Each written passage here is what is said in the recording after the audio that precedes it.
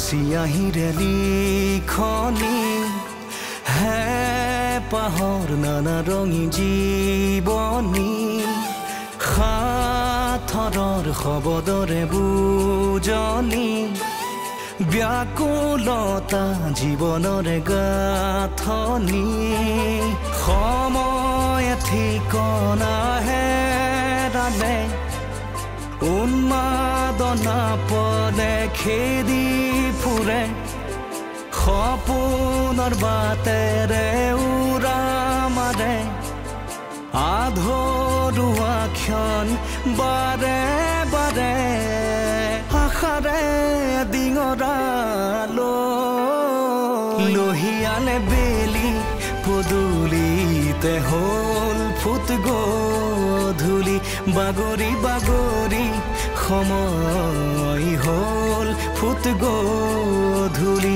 তল সদা শেৱালিত মন তুলসীৰ ফুট গধূলি নহয় মই কুলক্ষণী জানো মই কুলক্ষণী নহয় এইবোৰ চব তোৰ মনৰ ভ্ৰম তাৰ বাহিৰে একো নহয় কিন্তু মই যে কথাবোৰ পাহৰো দাদা পলি বোলাজনীয়ে তোমাক কি ধৰণে লৈছে তুমি জানো জানা কি জানা মোকো কোৱাচোন মই এনেকৈ গুচি অহাৰ বাবে আনে ভাল পালেও মানুহজন চিন্তাত আছে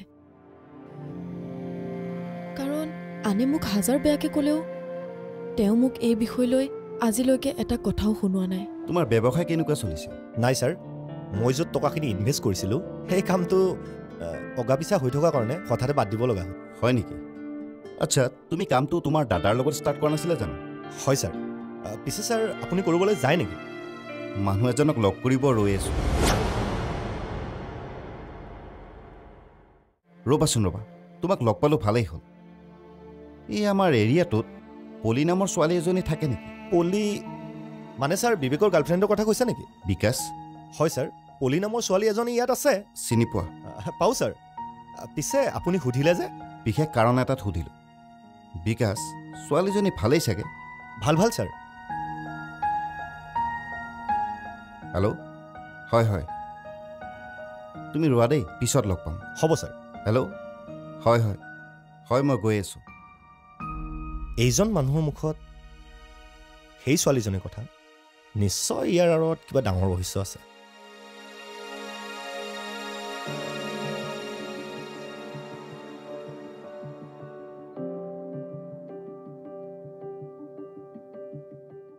তোমালোকৰ আৰু এগৰাকী মাহী আহিছে নহয় চিনাকি কৰাই দিওঁ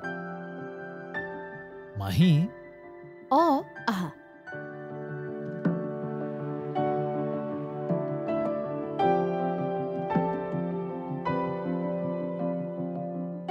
অনামিকা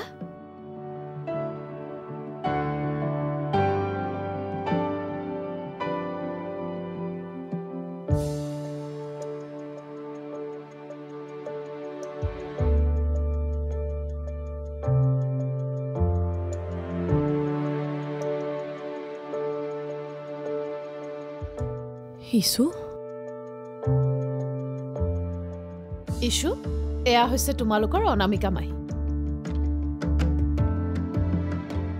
অনামিকা মাহী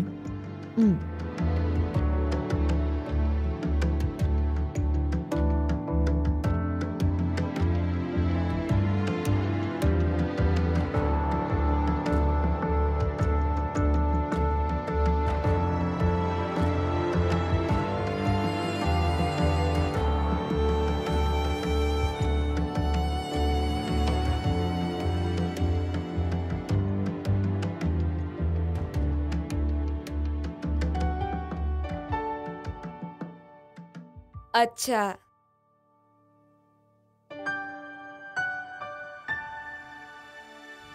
মায়ে আমাৰ আগত কৈ থকা অনামিকা মাহী মানে তুমিহে পৰি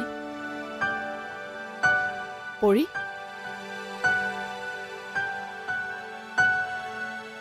হ'ব দে অনু সেই সৰু ছোৱালীজনী এইবিলাক নকৰিলেও হ'ব চাওঁ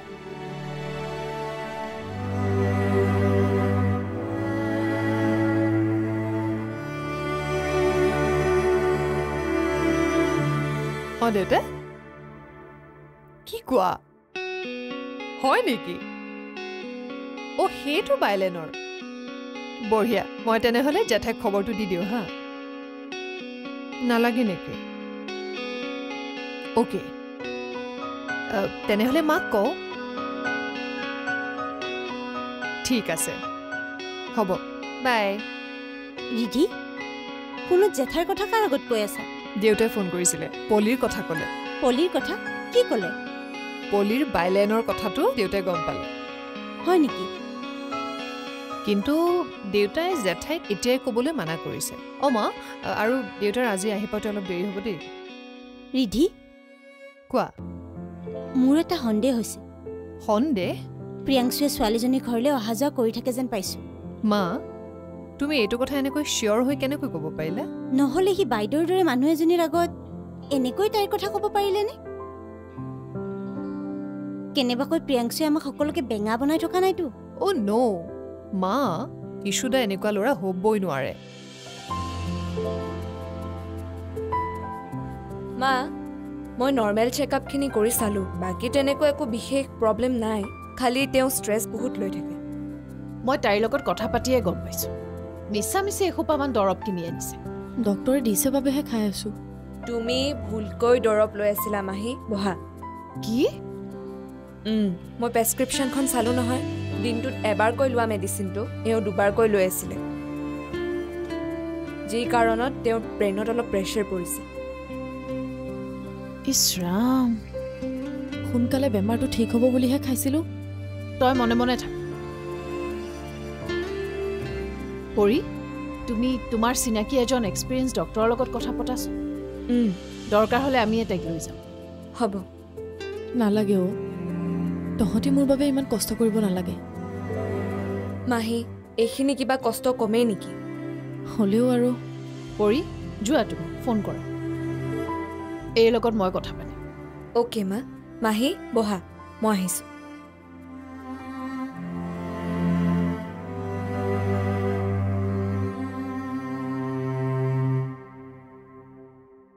কি হ'ল আকৌ কি ভাবিব ধৰিলি চুপচাপ বহি থাক তই কিন্তু আজিকালি বহুত দম দি থকা হৈছ দেই বেছি চেহাবি ঢং দেখাই থাক ঢংহে দেখিছ কথা নুশুনিলে চাহাবি মেজাজো দেখিবি সঁচাকৈ তই কিন্তু বহুত সলনি হৈ গলি অনু সেই ৰাংঢালী ছোৱালীজনী বহুত সলনি হৈ গ'ল ছোৱালী হিচাপে জন্ম ল'লো যেতিয়া পৰ্যায়ক্ৰমে প্ৰতিটো সময়ে বেলেগ বেলেগ ধৰণে পাৰ হৈ গৈ থাকিল প্ৰথমে এখন ঘৰৰ বোৱাৰী তাৰপিছত ল'ৰা ছোৱালীৰ মাক হিচাপে এখন ঘৰ চম্ভালি আছোঁ তাতে প্ৰণয়ৰ অনুপস্থিতিত অভিভাৱকৰ দায়িত্বটো অনবৰতে লৈ ফুৰিব লগাই হৈছে তাৰ বাহিৰে আন একো উপায়তো নাই তল সদা শেৱালিত মন তুলসীৰ ফুট গধূলি তল সদা শেৱালিত মন তুলসীৰ ফুট গধূলি সঁচাকৈ তই কিন্তু বহুত সলনি হৈ গলি অনু সেই ৰাংঢালী ছোৱালীজনী বহুত সলনি হৈ গ'ল কি বেলেগ হোৱা সলনি হোৱা কথা কৈছ নহয় মানে কথা এটা মনত পৰি গ'ল কি কথা সেই যে আমি দুয়ো বিয়াৰ আগত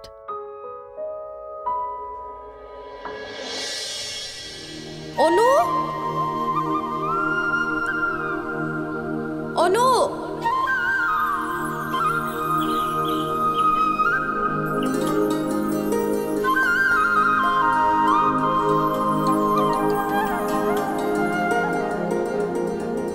অনু অনু তই কি কৰিছ মই আকাশখন চুব খোজো মেঘৰ লগত দুহাত মেলি উৰিব খোজো ঐ পাগলী পৰি যাবি গুচিয়া নপৰো মই অকলে বহু দূৰ যাব খোজো মই মই মই হৈ জীয়াই থাকিব বিচাৰো মোৰ মনৰ ঠিকনা বিচাৰো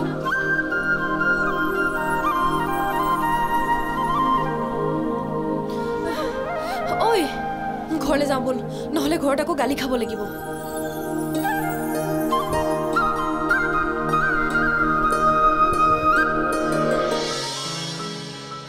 সঁচাকৈ কি যে ধুনীয়া দিন আছিল ন সেইবিলাক। ভাবিলে ভালো লাগে, দুখো লাগে।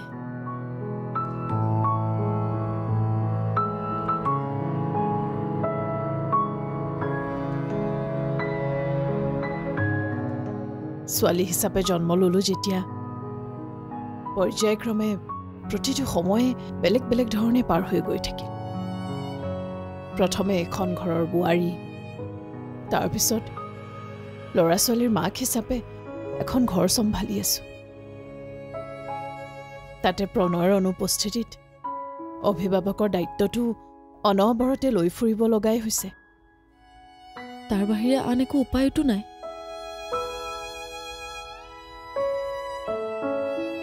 সেয়ে আৰু উপায় নাছিল কাৰণে হয়তো ইমানকৈ যুঁজিব পৰা শক্তি অৰ্জন কৰিব পাৰিলোঁ। হ'লেও মোৰ নিচিনা হোৱা নাই যে তাতে মই সুখী। তোৰ নিচিনা মানে? তোৰো একো হোৱা নাই হা। আৰু এই বেমাৰ আজাৰৰ কথাবোৰ মনৰ মাজৰ পৰা একদম উলিয়াই দে, চব ঠিক হৈ যাব। আৰু এতিয়া এনেও মইতো তোক কণ্টেক্ট কৰিয়ে থাকিম নহয়, চাওঁ তোক বেমাৰে কেনেকৈ পায়। হ'ব দে, মই আৰু বেমাৰৰ কথা ভাবি নাথাকোঁ, ভালদৰে থাকিম। প্ৰমিছ? প্ৰমিছ।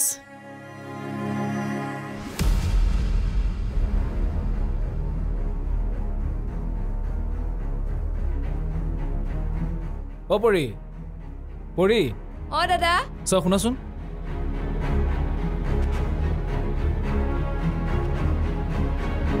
কোৱা। বহা।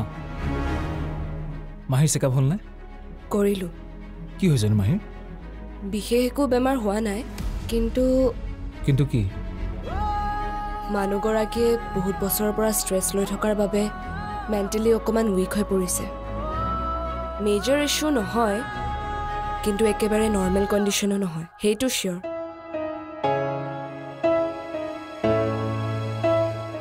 তেনেহ'লেতো ভাল ডক্টৰ এজনক দেখুৱাব লাগিব। তাৰে ডক্টৰ এজনৰ লগত মই কথা পাতিছিলোঁ।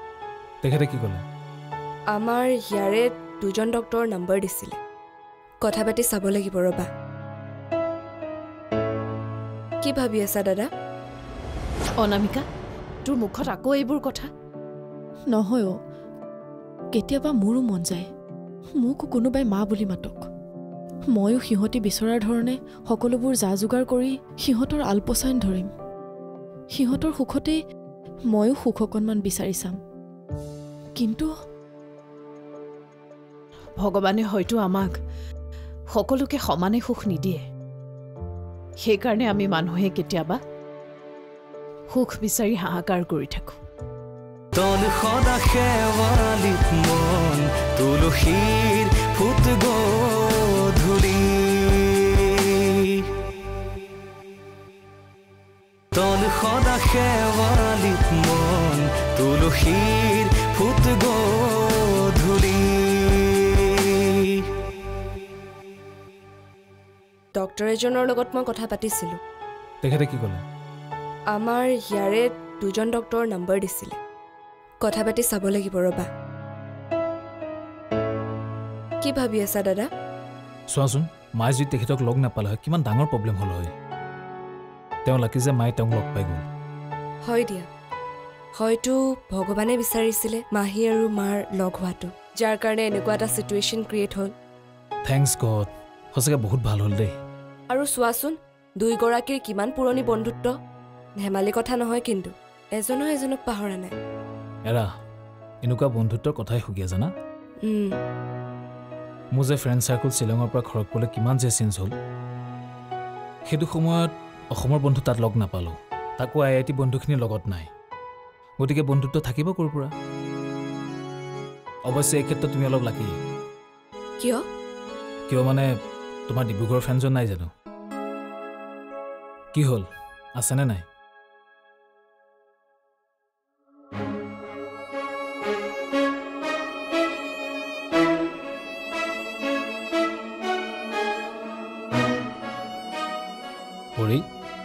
প্লিজ দাদা, মোক এইবোৰ কথা সুধি নাথাকিবা। কিন্তু প্লিজ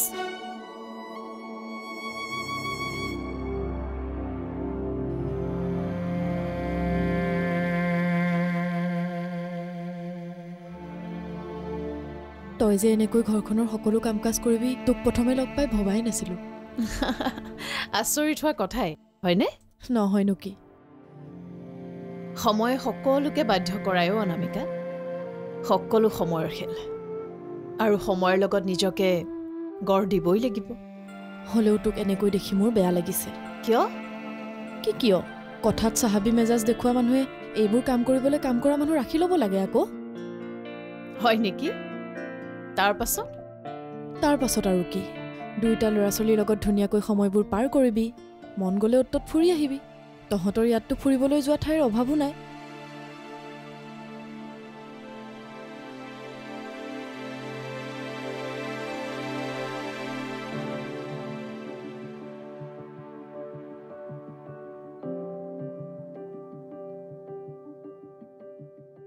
মোৰহে কপালত সন্তানৰ সুখকণ পোৱাৰ ভাগ্য নহ'ল বাজি কুলক্ষণী মাত্ৰ এইবোৰ নামহে পালোঁ অনামিকা তোৰ মুখত আকৌ এইবোৰ কথা নহয় কেতিয়াবা মোৰো মন যায় মোকো কোনোবাই মা বুলি মাতক ময়ো সিহঁতি বিচৰাৰ ধৰণে সকলোবোৰ যা যোগাৰ কৰি সিহঁতৰ আলপৈচান ধৰিম সিহঁতৰ সুখতেই ময়ো সুখ অকণমান বিচাৰি চাম কিন্তু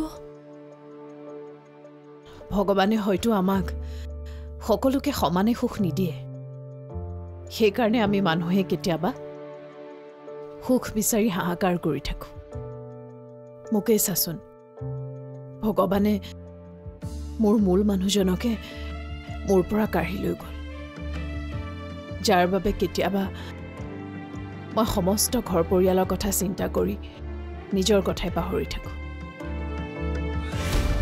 সুৰ সৰকি সুহুৰি নামি আহে চনক জোনাকীত ৰৈ থমকি আশাৰ ৰেঙনি ভাহে মনৰে কোঠালিত সময় ঠিকনা হেৰালে উন্মাদনা পদে খেদি ফুৰে সপোনৰ বাটেৰে উৰা মাৰে আধৰুৱা ক্ষণ বাৰে বাৰে আশাৰে ডিঙৰালো লোহিয়ালে বেলি পদূলিতে হ'ল ফুট গধূলি বাগৰি বাগৰি সময় হ'ল ফুট গধূলি তল সদা শেৱালিত মন তুলসীৰ ফুট গধূলি